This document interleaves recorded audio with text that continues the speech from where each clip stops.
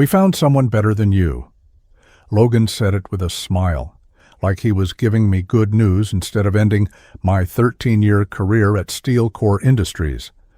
"I'm Mason Rodriguez, 51 years old, and I'd just been called into his office with no warning. No agenda, just a quick wave, like he needed me to confirm a production number. He didn't offer me a seat." The sentence hit before I could even close the door. No build-up, no explanation, just clean execution delivered in that steady voice that suggested this had already been rehearsed, maybe even enjoyed. Loganoff, a human being. He framed it as efficiency, cost reduction, strategic alignment. The role, he said, had stabilized. Anyone competent could handle it now. He said that last part with confidence, the kind that comes from never having done. The work yourself. I've spent 13 years inside this manufacturing operation, building systems no one bothered to understand. As long as the production numbers stayed green and the EPA stayed happy, I didn't just manage chaos, I prevented it. I knew which machines broke under pressure, which suppliers needed personal calls, which safety protocols couldn't be skipped without. Consequences that wouldn't show up for months. I was the reason problems never reached executives. Silence was my success metric. Logan arrived less than 2 years ago. Armed with PowerPoint slides and buzzwords, he spoke fluently about outcomes, not processes. He loved dashboards, hated questions, and treated operational detail like a nuisance. In meetings, he liked to say things ran smoothly now, as if smoothness were accidental, as if it didn't cost someone nights, weekends, and years of accumulated judgment. "This is just business," he added, sliding a thin folder across the desk. "No discussion of severance, no timeline, just instructions, document what I do, clear my area, and make the transition easy." He thanked me, actually thanked me. I didn't raise my voice. I didn't defend myself. He stood, nodded once, and walked out. Shock hit me first, then something colder, not sadness, disrespect. Halfway back to my desk, it hit me. The timing wasn't coincidence. Today was Thursday. The EPA audit was Monday, the one I'd quietly prepared for over 3 months. Logan had fired the foundation 2 days before the inspection, and he thought he'd cut costs. I didn't build this system all at once. It took 13 years of fixing what everyone else stepped around. When I started at Steel Core, nothing matched the reports. Equipment sat where it didn't belong. Suppliers argued over specifications, and deadlines slipped quietly until someone yelled. I learned the chaos by living inside it. I stayed late when machinery failed. I came in early when safety reports were due. I memorized patterns no software tracked, seasonal wear points, unreliable suppliers, fragile compliance timelines. When something failed, my name never appeared. When something worked, it was the system. That phrase followed me for years. Logan loved it in meetings. He'd lean back and tell executives, "The system runs itself now." He said it proudly, like progress had happened naturally. No mention of the nights I slept with my phone next to my bed, or the mornings I walked in already, exhausted. It protected people below me because someone had to. When a junior technician miscalibrated a machine, I fixed it before management noticed. When a safety coordinator panicked about documentation, I absorbed the blame and taught him quietly. Mistakes didn't disappear. They were contained. That containment became invisible labor. Over time, my role stopped having a clear name. I wasn't management. I wasn't hourly.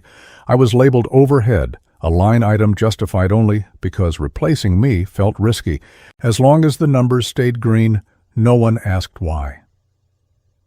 Logan never asked how the system worked. He asked for summaries, decks, and clean charts. I delivered them because accuracy mattered. Each report stripped context until complexity looked simple. The simpler it looked, the easier it was to dismiss. Looking back, the irony is how stable everything appeared from the outside. EPA auditors stopped asking hard questions. Suppliers trusted our timelines. Executives praised consistency without curiosity. Stability became proof that no one needed to look closer. I learned that reliability is rewarded with silence. You don't get credit for disasters that never happen. Each quarter, I prepared the numbers Logan presented upstairs. He spoke confidently about efficiency gains while I watched faces nod. No one asked who corrected the data at midnight. No one wondered why certain risks never surfaced. My contribution stayed nameless by design. By the time Logan decided I was replaceable, the story had already been rewritten. In his version, the system existed first and merely occupied a seat. That narrative made the cut feel reasonable. It made my decade plus of work sound like maintenance instead of creation. And maintenance, he believed, should be cheap. That belief set the stage for everything that followed. Then came what he called the transition. Logan stood by my desk and said it casually, smiling, "Before you leave, write everything down for your replacement, everything." I asked how much time I had. He checked his watch. "End of the day should be enough," he said.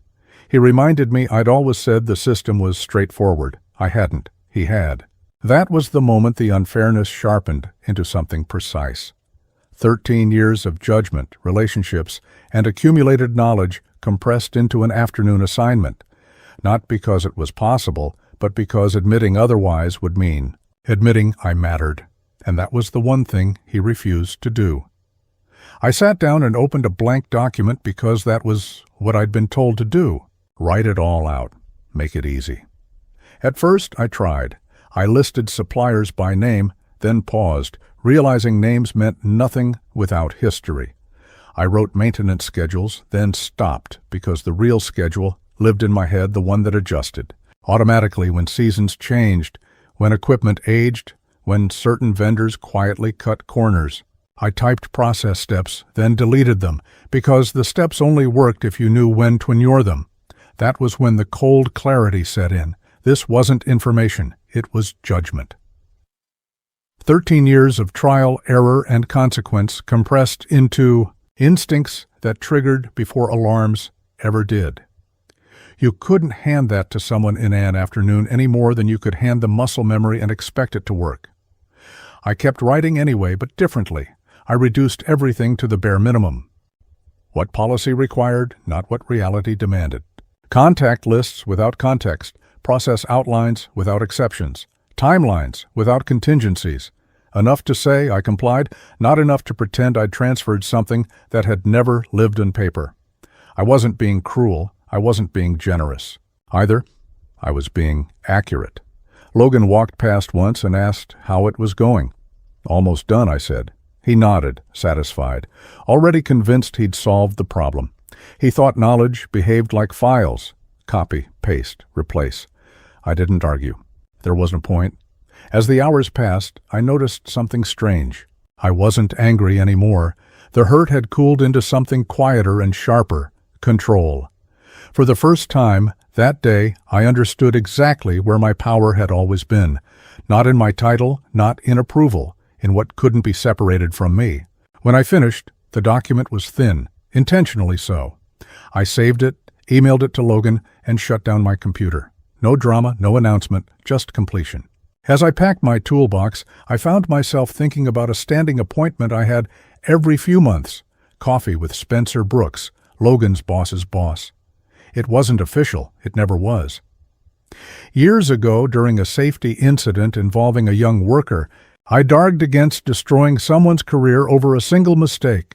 Everyone expected me to stay quiet. Spencer remembered that. After that, he checked in. Not about metrics, about operations, about pressure points, about people. He was the only executive who ever asked me how things actually worked.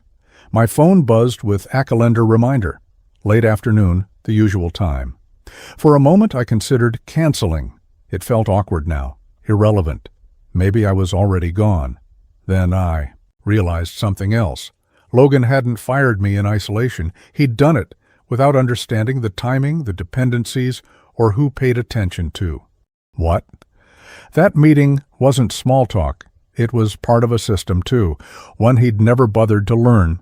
I left the building without looking back and drove home, my thoughts steady, unemotional. This wasn't defeat. It was exposure, and exposure always travels upward faster than people expect. That evening, as I set the thin folder of notes aside, A quiet lesson settled in, one I didn't need to write down because I already understood it. Real leverage isn't loud, and it isn't assigned. It comes from being the difference between order and collapse, especially when no one notices until it's gone. My phone stayed silent for a while after that. I didn't rush to fill the space. I let it breathe. Because when systems lose what holds them together, the first thing they do is look up the chain. And when that call finally came, it wouldn't be about paperwork. The call came while I was standing in my kitchen, staring at a coffee mug I hadn't touched. The day still felt unfinished, like a sentence cut short in the middle. Mason. A calm voice, controlled but tight. Why weren't you at the EPA? Audit prep meeting today? I recognized Spencer Brooks immediately. He was Logan's superior, 2 levels up the chain. The one who chaired the quarterly safety reviews, the one whose meetings Logan never missed. For a moment, I didn't answer. Not because I was confused, but because I understood something had already shifted. That question wasn't curiosity. It was disruption. I wasn't invited, I said evenly. Logan terminated my position this morning. Silence followed. Not the polite pause people used to think, but the kind that stretches when an assumption collapses. I could hear faint voices in the background, the low hum of a conference room where schedules had already been set, roles already assigned without me. He did what? The voice finally asked. The tone was different now, sharper, alert. He said they'd found someone better, I replied, and cheaper. Another long silence. I imagined Deese lifting from papers, someone gesturing for the room to hold. Whatever Logan had explained to them earlier wasn't aligning with this version. For the first time that day, my absence had weight. You're listed as lead coordinator on the audit, Spencer said slowly. You've always been. I know, I answered. I was planning to attend until this morning. There was a breath on the other end, measured but heavy. I could almost hear the recalculation happening. This wasn't about me anymore. It was about process, about exposure, about how a critical role could vanish hours before a high-stakes audit without anyone above Logan knowing. I need you to stay available, he said. Don't go anywhere. The line went dead. I set my phone down and waited. I didn't feel relief. I felt distance. The story was no longer mine to carry alone. It had entered a larger system, one with rules Logan had ignored. 20 minutes later, my phone rang again. This time it was HR. The woman introduced herself carefully, as if each word needed permission before leaving Hermouth. She asked me to confirm my employee number, then the time of my meeting with Logan, then the reason given for my termination. I answered plainly, no emotion, just facts. I'm reviewing the file now, she said. I heard typing. Then a pause, then more. Typing, faster this time. Did Mr. Walsh provide you with formal documentation, she asked. No. Severance details? No. Written cause? Performance citations? He said cost reduction. The silence returned, but this time it was procedural. I knew that sound. It was the sound of a checklist failing quietly. Thank you for confirming, she said at last. Please remain reachable. When the call ended, I leaned back against the counter and exhaled for the first time all day. Not because I felt saved, because I felt seen from above. An hour later, Logan called. His voice was different now, strained, controlled too tightly. There's been a misunderstanding, he said. We need to talk. I let him speak. The termination wasn't properly authorized, he continued. HR flagged it. The audit, it created confusion.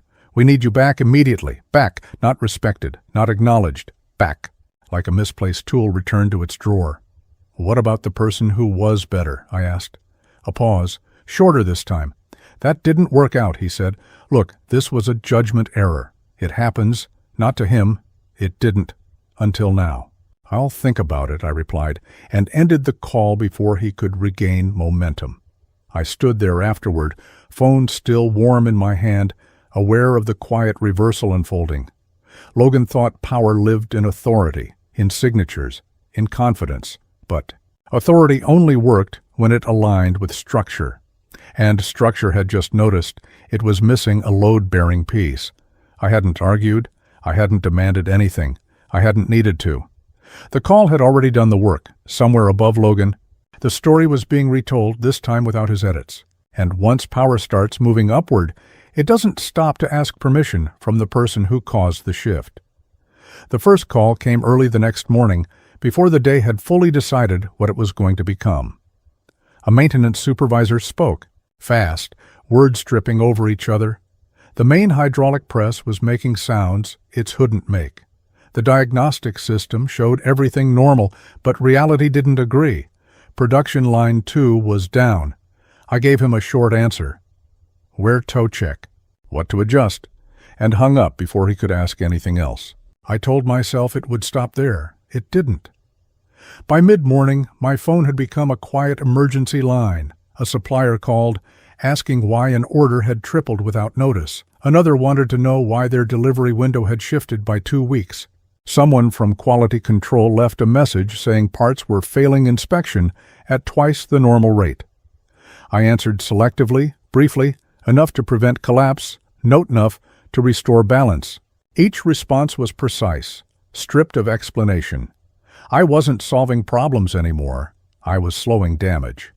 Logan called before lunch. "This is spiraling," he said, skipping greetings. "Nothing is lining up. Reports say one thing, the floor shows another." That was always the first sign. When thereports stop matching the ground, the system has lost its translator. He tried Torrigan control by issuing directives, move inventory, freeze orders, escalate everything. The more he pushed, the worse it became. Without understanding sequence, urgency only creates noise. Another supplier called me directly that afternoon. We'd worked together for 8 years. He didn't ask how I was. He didn't mention Logan. He just said, "I don't know who's in charge anymore." That sentence carried weight. I gave him a minimal answer, enough to keep the relationship intact without stepping back into the role fully. By the end of the day, Logan sounded exhausted. His voice had lost its edge, replaced by strain. He asked me questions he'd never bothered to ask before. Why certain materials couldn't be stored together, why some equipment needed daily checks instead of weekly ones, why timelines slipped when everything looked correct on the computer. I didn't explain. I answered only what was asked, never what was implied. There's a lesson I learned in that space, watching everything tighten without snapping. Helping doesn't always mean fixing. Sometimes it means allowing reality to remain visible. If I stepped in fully, the narrative would reset. Logan would regain the illusion of control. The system would appear to run itself again. I wasn't interested in illusions anymore. Late that evening, a message came from someone higher up. Brief, neutral. They were monitoring the situation. That phrase signaled a shift. Monitoring meant attention. Attention meant accountability. Next morning, Logan didn't call. That absence said more than his panic ever had. He was no longer the center of their response. He was the subject of it. When the call finally came, it wasn't from him. It was from Spencer Brooks, measured and formal. He thanked me for remaining reachable. He acknowledged the disruption. Then he said something that reframed everything. "We're making a temporary structural adjustment," he explained. "Effective immediately, Logan will retain his title, but responsibility for all operational decisions will now sit directly with him. No buffers, no intermediaries, no quiet corrections happening out of sight. Every outcome will trace back to a single name." The decision was described as support. I recognized it as exposure. After the call ended, I sat quietly, feeling the tension release just enough to breathe. I hadn't orchestrated this. I hadn't requested it. I'd simply stepped aside and allowed the system to respond honestly. Within hours, the calls slowed, not because things were improving, but because escalation had found its destination. The pressure had moved upward where it belonged. I didn't celebrate. I didn't feel vindicated. I felt steady. The system hadn't attacked Logan. It had done something far more precise. It had removed the illusion that decisions could be made without consequence. And for the first time since I was fired, the weight wasn't on me anymore. I heard about Logan's promotion the next morning from Lucas Barnes, someone who still worked on the floor. The word promotion landed strangely, like a joke told without a smile. He was being elevated officially, but stripped of every cushion that had protected him before. On paper, it sounded like trust. In practice, it was exposure. Logan would oversee AL operations directly now. No deputies, no buffers, no quiet hands fixing things after hours. Every approval, every delay, every failure would route through his name. The system he'd once described as simple had been placed squarely on his desk. Within days, the cracks widened. Without intermediaries, problems arrived unfiltered. Suppliers escalated directly. Supervisors stopped softening their reports. There was no one left to absorb mistakes quietly. Logan was forced to confront the details. He'd avoided for years. He called me once, late in the afternoon. "They're expecting answers I don't have," he said, frustration leaking through restraint. "Everyone keeps saying you used to handle this." I reminded him gently that anyone competent could manage it now. He didn't laugh. What surprised me wasn't his struggle. It was how quickly his own words turned into a trap. Each decision he made echoed his earlier confidence. If the system ran itself, why was he working past midnight? If the role was straightforward, why did every solution create two new problems? Mistakes accumulated with names attached, a delayed shipment, a failed inspection, a safety incident that cost real money. Each incident followed a clear trail upward. For the first time, consequences didn't disappear into abstraction. People began documenting everything. Emails grew longer, confirmations multiplied. No one wanted to be blamed for something Logan insisted was easy. I didn't interfere. I didn't comment.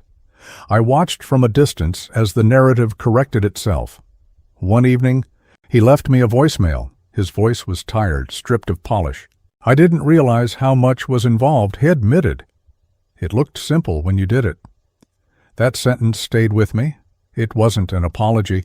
It was an acknowledgement, arriving too late to change anything. Understanding, delayed, has limited power. In the end, I decided not to wait for clarity from a place that had already shown me who I was to them. The offer came quietly through a former contact who knew my work long before Logan ever tried to summarize it. Different company, smaller operation, fewer layers. The conversation felt unfamiliar in the best way. They asked how I worked, not how fast I could replace someone else. They offered better pay without negotiation, flexible hours without suspicion, authority without theater. Most of all, they offered respect without needing to be convinced. I accepted the same day. Logan didn't know yet. I didn't rush to tell him.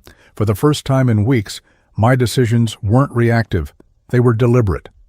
When Logan called again, his tone had softened into something careful. He said leadership was reconsidering. He said the situation had stabilized. Enough to bring me back properly. He mentioned adjustments, recognition, even growth.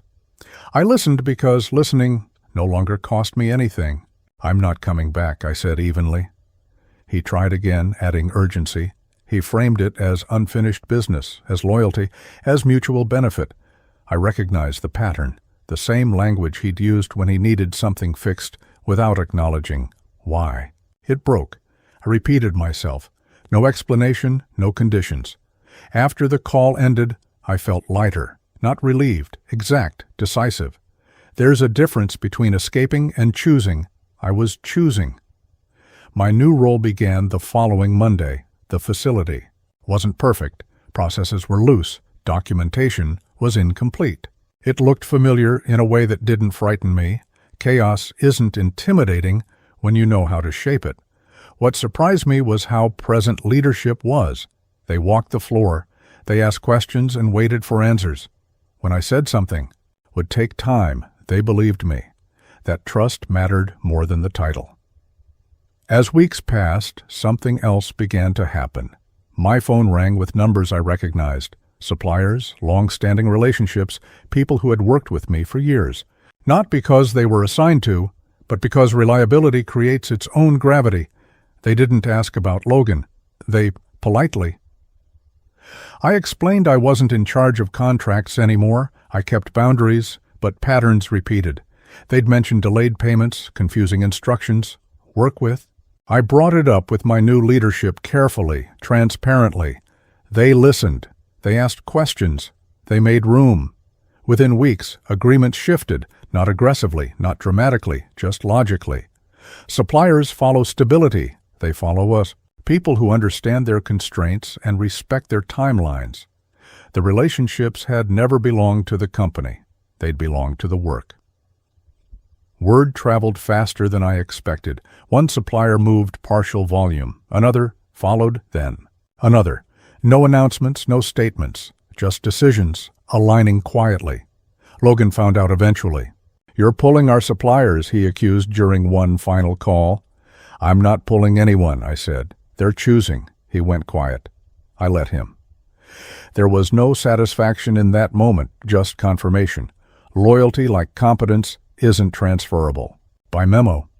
At my new desk, I built again, methodically, this time with intention. I documented as I went. I trained someone early. I explained why, not just how. The system took shape, understood something I hadn't before. Leaving wasn't the risk. Staying where I was unseen had been. When I stopped trying to be indispensable to people who didn't value me, my work found its own path.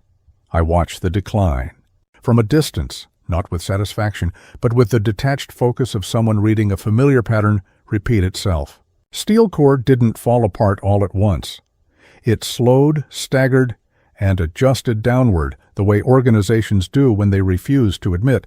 Meetings happened frequently, but everything moved with hesitation. Decisions waited for approvals that no longer came quickly. Reports grew longer and said less. The machine still functioned, but without memory. Eventually, the adjustment came. It wasn't dramatic. It arrived quietly, wrapped in language about alignment and utilization.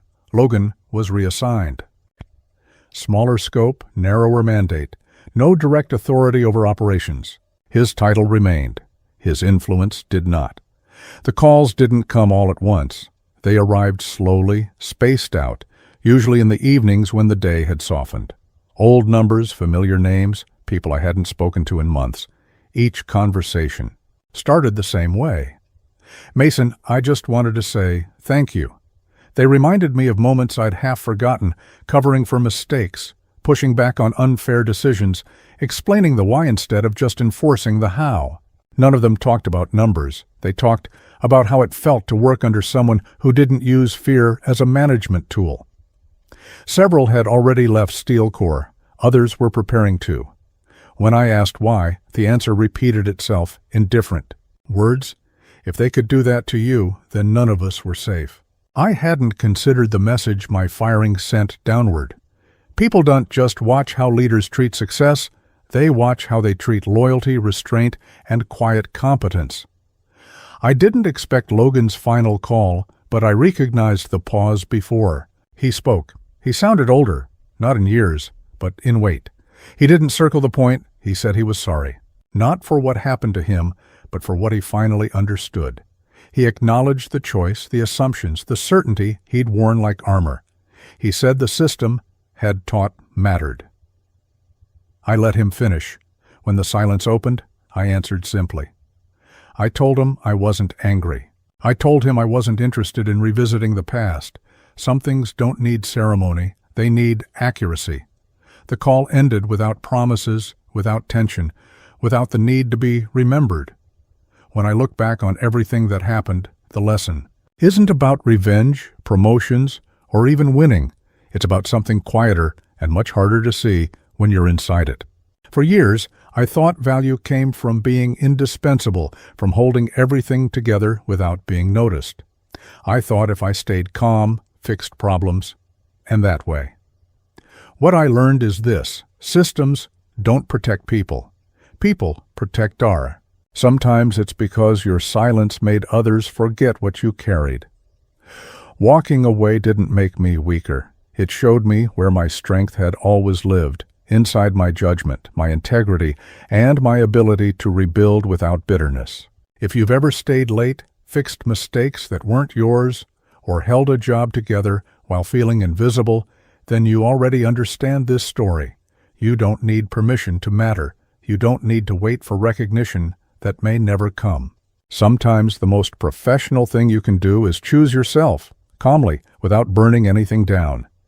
Every business decision is fine until the consequences call back. That's what 13 years taught me at Steel Core. Sometimes walking away isn't giving up. It's finally understanding your worth. Smiled, polite and contained, as if this were a routine update, and not the removal didn't mention Steel Core. They asked where I was now. At first, I redirected them missed windows. Then they'd pause and ask again, softer, "Are you somewhere we could faster than the last one, because it wasn't built alone?" Looking back, what they've lost. Operations continued. Technically, orders shipped. Eventually, him things he should have learned sooner, and that he wished he'd listened when it tasked for nothing. Fairness would eventually find me. It doesn't always work, systems, and when a system decides you're replaceable, it's not always because you